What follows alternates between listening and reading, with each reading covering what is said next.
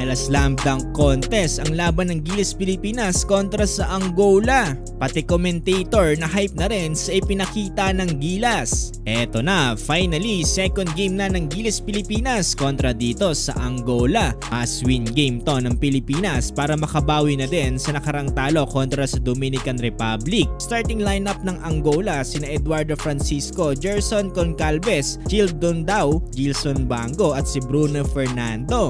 Well, dito sa Gilas Pilipinas, same starting lineup pa rin ang ginamit ni Coach Chot sa panguna ni Jordan Clarkson, Scotty Thompson, Junior Fajardo, Dwight Ramos at AJ Edu. Well, dito sa opening quarter, maganda ang bungad ni The Kraken ng isang slam dunk mula sa assist ni Scotty Thompson. Gandang pambuhay kaagad sa crowd dito nga sa Araneta Coliseum.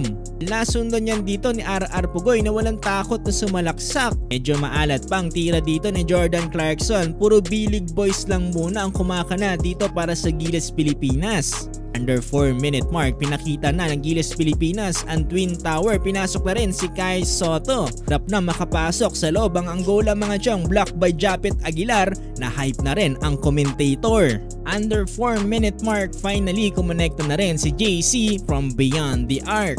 Wala pa rin paawat dito ang Angola, pinost-rise pa si Kai Soto dito ni Silvio. Pero ilang saglit lang din ay binawian din kaagad to ni Kai ng Skyrim hook. Hindi man lang umabot ang bantay ni Soto dito. Pero eto, medyo matakaw pa rin sa foul itong si Kai Soto. Mga tiyon, nakakuha pa rin siya ng second foul niya under 2-minute mark dito sa first quarter. Effective ang Gilas Pilipinas dito sa first quarter. Nakuha natin ang kalamangan 19-12. Simula ng second quarter, muli natin nakita ang tambalang Kai Soto at AJ Edu. Handa na rin ang connecta dito sa tres si CJ Perez. Ito yung mga bagay na hindi natin nakita kontra sa Dominican Republic. Ito, trumabaho na kagad ang dalawang duo na si Kai Soto at AJ Edu. Smooth na smooth ang jump shot ni Kai dito mga chong, na sinundan naman kaagad ng isang slam dunk ni AJ Edu.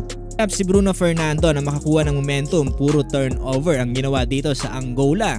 Pero eto, under 6-minute mark, unti-unti nilang nakuha ang kanilang momentum, lalo na sa kanilang outside shooting. Unti-unti nilang naidikit ang score, pero eto si Jordan Clarkson wala pa rin paawa at slam dunk para sa Gilas. Pero buhat na buhat ni Bruno Fernando ang Angola, kaya nagawa nilang lumamang dito sa pagtatapos ng first half 33-36.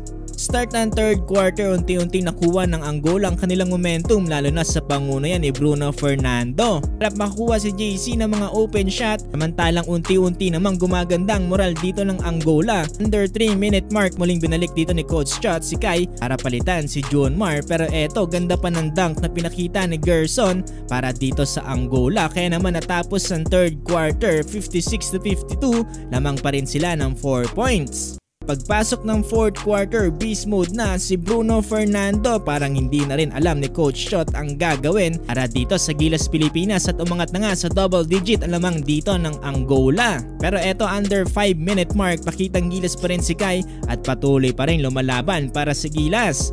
Pero ewan ko ba bakit parang lumobo na sa double digit dito ang lamang ng Angola. Ganda pa naman ang ginawa ng Gilas sa simula pero parang napabayaan lang.